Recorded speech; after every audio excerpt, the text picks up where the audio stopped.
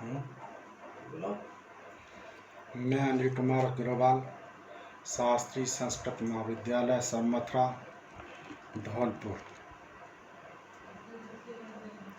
आज मैं शास्त्री प्रथम वर्ष के हिंदी साहित्य का प्रथम पत्र आदिकाल और भक्तिकाल में ढोला मारूरा दोहा के बारे में पहले इसका परिचय लें।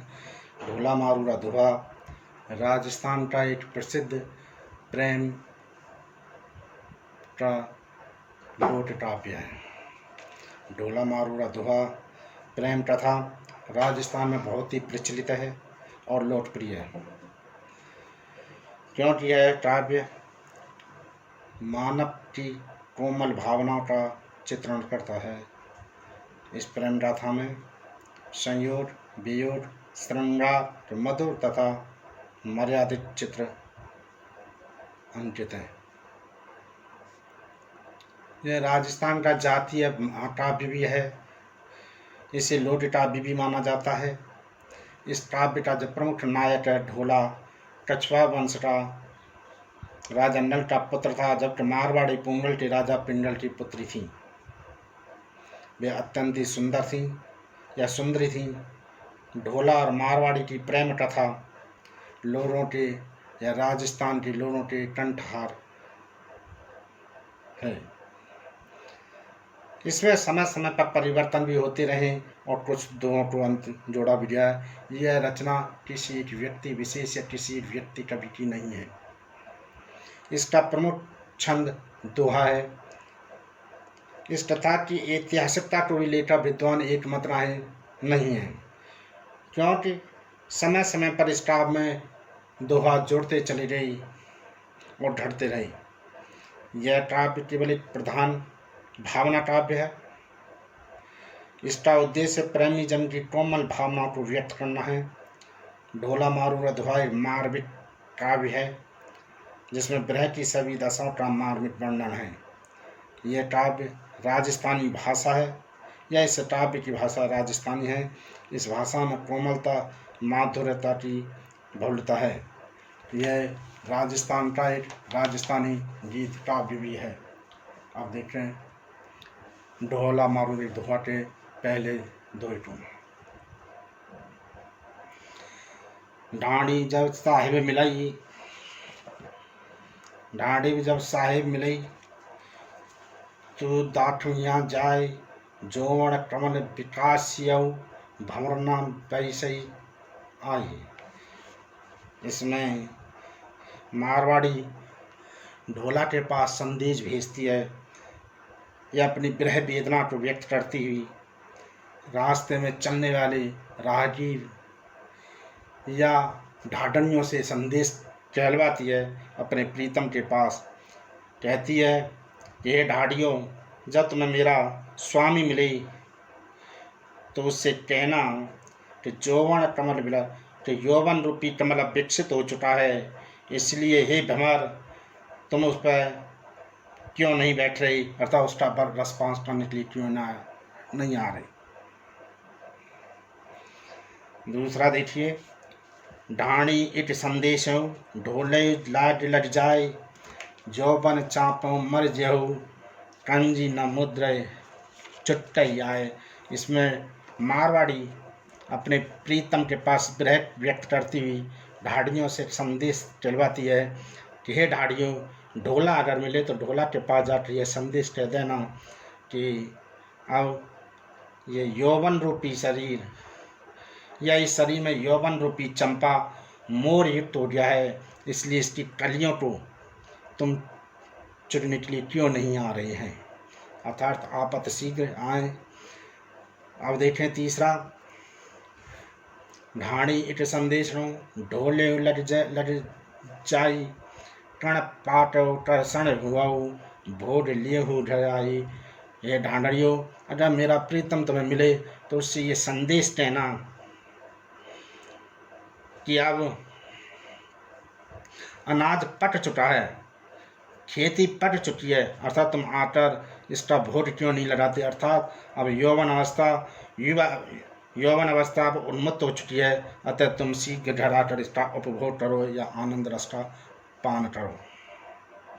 अगले दोहे में देखिए, ढाणी इट संदेश हो ढोले लड़ जाई, जोमण फट तलावणी पाल न बांधे हो जाओ।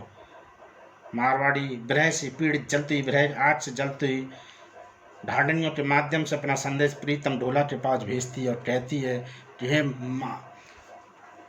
पथिटो या ढांडियों, मेरे संदेश को कहना या पहुंचा देना कि यौवन रूपी तलैया, कि यौवन फट तलावनी, कि यौवन रूपी तलैया या तालाब फट पड़े हैं, भर चुके हैं, पाल न बांध जाओ।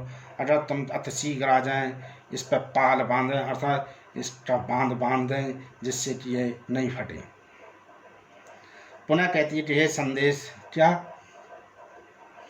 पंथी के संदेश नो लड़ ढोलन पहुँचाए, बिरह महातव जार यऊ अग्न बुझाव गाओ। मारवाड़ी संदेश चलवाती है इस कहानियों के माध्यम से, हे पथिड़ियों, मेरा स्वामी मिले तो उससे कहना कि बिरह रूपी आग क्या है, दावा नगरी तरह फैल चुकी है, प्रज्वलित हो चुकी है, इसलिए तुम अति शीघ्र आकर इस आग को बुझाओ या शांत कर दें। अगला देखें, पड़ी महंता जय मुलई तव प्री आके भाई, और जोबड़ बंधन तोड़े हूँ बंधन उठाते आए। ये ढांडनियों, मेरे प्रीतम से जाकर कहना या संदेश कहना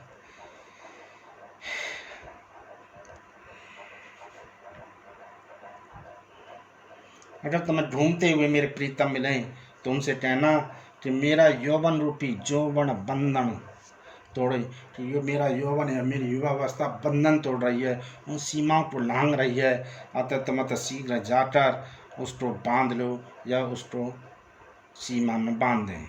अगला देखो, पंथी एक संदेश रो लड ढोलई पहचाए, निकसी बीणी सांप पड़ी स्वात न बरस वाय। हे पथिरो, मेरा स्वामी तुम्हें मिले तो उसके पास यह संदेश कहना या मेरी विरह रूपी संदेश को जाकर कहना कि आप मेरी, मारवाड़ी कहती है कि उस राहगीरों से कि मेरे स्वामी प्रीतम से कहना कि मेरी बेणी सर्पणी के समान निकल चुकी है, इसलिए तुम आकर के स्वाति जल की तरह उस पर बरसें, अर्थात उसे तृप्त करें। पंथी इट संदेश लड ढोलऊ पहचाए, तन मन उत्तर बाल यऊ दक्षिण बाज आए। यह पथिरों, मेरे स्वामी से कहना या मेरे प्रीतम से जाके कह देना या संदेश पहुंचा देना, क्या उत्तर दिशा से आने वाली जो हवाएं हैं ये क्या कर रही है, मुझे और ज़्यादा पीड़ित है, मेरे तन मन को और अत्यधिक जला रही हैं। इसलिए हे स्वामी, तुम अगर उसे जीवित करने के लिए दक्षिण रूपी पवन अति शीघ्र बनकर आओ, अर्थात उसे शीतलता प्रदान करो।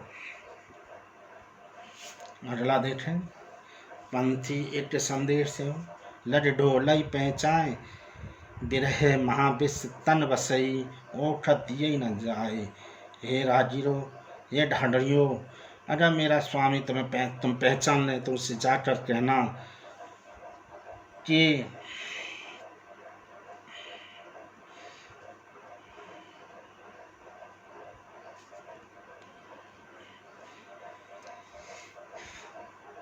विरह रूपी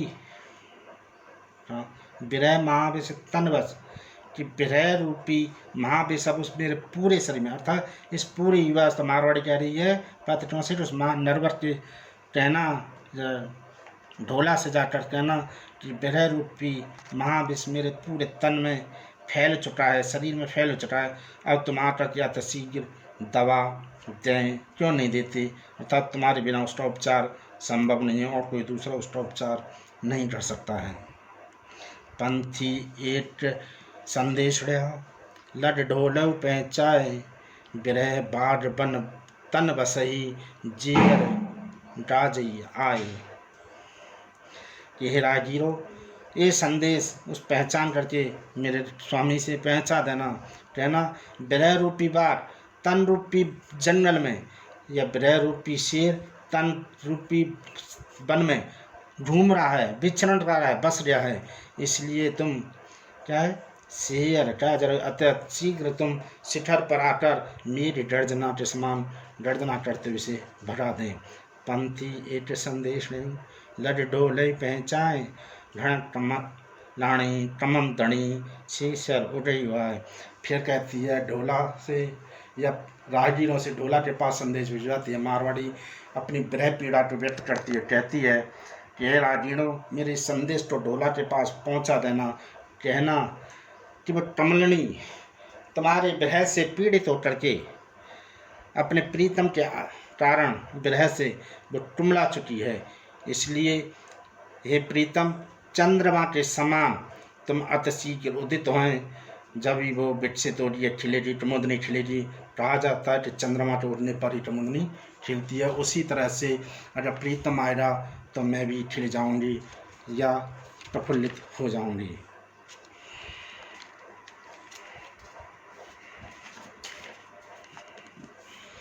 संदेश पंथी इट संदेश रहो लड ढोलव पैचार धड़क कमलाणी कमलहणी सूरज उदय वाय।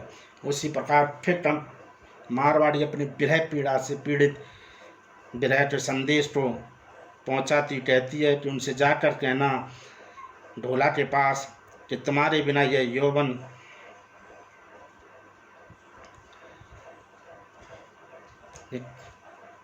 कि तुम्हारे बिना यह मेरा यौवन क्षीर कि कमलिनी की कमान क्या हो रहा है, टुमला चुका है।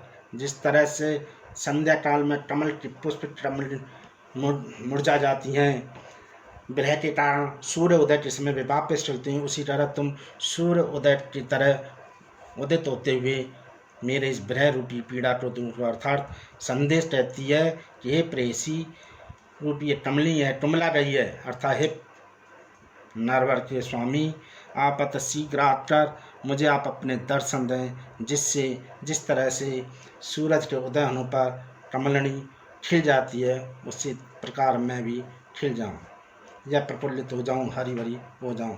अगला देखें, पंथी एक संदेश नऊ लड़ डोलव पहचाए जोवन क्षीर समुद्र हुई रत्न जटाड़ आए। इसमें राहगीरों से फिर संदेश पहुँचाती है। मारवाड़ी कहती है कि हे राहगीरों या पथिकों और ढाढ़ियों, मेरे स्वामी से जाकर कहना कि मेरा ये यौवन रूपी जीवन क्या हो रहा, क्षीर सागर के समान हो गया है। अतः शीघ्र आकर के इसमें से तुम रत्न निकाल लें या रत्न को प्राप्त कर लें।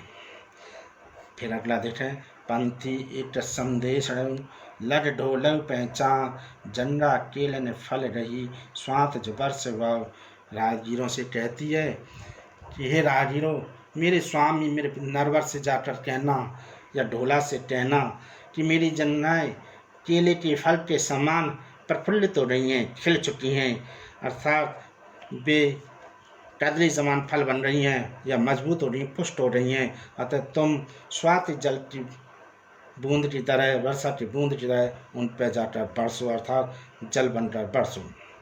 पुनः कहती है मारवाड़ी, पंथी एक संदेश नहूँ लड़ ढोले पहचाए सावज संबल तोड़ स्या वैसा शरण न जाए। उसमें कहती है ढोला के पास संदेश भिजवाती है राहगीर ढाड़ियों से कि हे राहगीरों, उससे कहना कि हे पत्थरों, उससे संदेश जाकर कहना कि यौवन रूपी हिंसक पुष्य अब सांकल तोड़ने वाला है, अब वो बेचैन हो रहा है। इसलिए हे प्रीतम, तुम शीघ्र जाकर के उससे दिलासा दो, विश्वास दिलाओ, जिससे वो शांत हो, अन्यथा वो किसी प्रकार से शांत नहीं की जा सकती है। ये ढोला मारू के दोहा की पाठ समाप्त। अगला हम अगले दिन देखें।